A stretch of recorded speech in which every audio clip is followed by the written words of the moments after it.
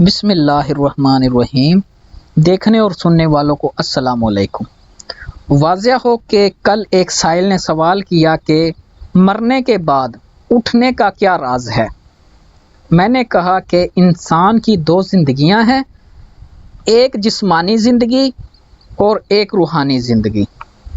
روحانی زندگی جسمانی زندگی سے پہلے بھی تھی اور بعد بھی رہے گی، جیسا کہ قرآن میں آیا ہے کہ انسان پر ایک وقت ایسا بھی تھا کہ جب اس نے اللہ کے حضور میں اقرار کیا تھا، یعنی کہ ربوبیت کا اقرار کیا تھا۔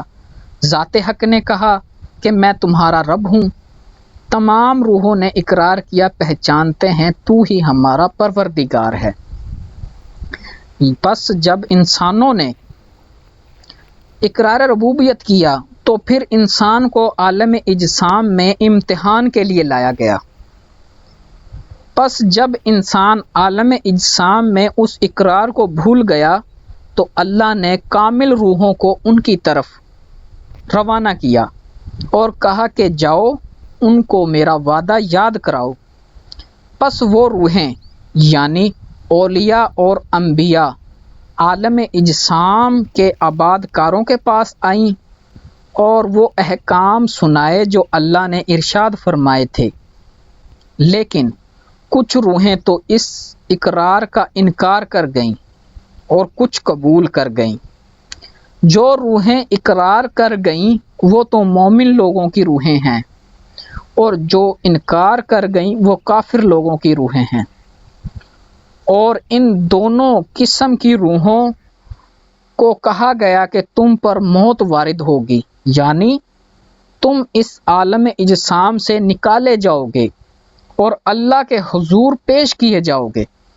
پس مومن روحوں نے تو موت خوشی سے قبول کی اور کافر روحوں نے موت سے گریز کیا، کیونکہ موت کے معنی کسی حالت کا بدلنا ہے۔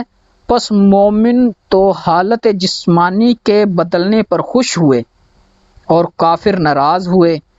اور جب آدمی عالم اجسام سے سفر کر جائے تو روح کا کچھ نہیں بگڑے گا، کیونکہ روح جسم سے پہلے ہی کامل تھی اور جسم میں آ کر خواہشات نفسانی سے گندی ہو گئی۔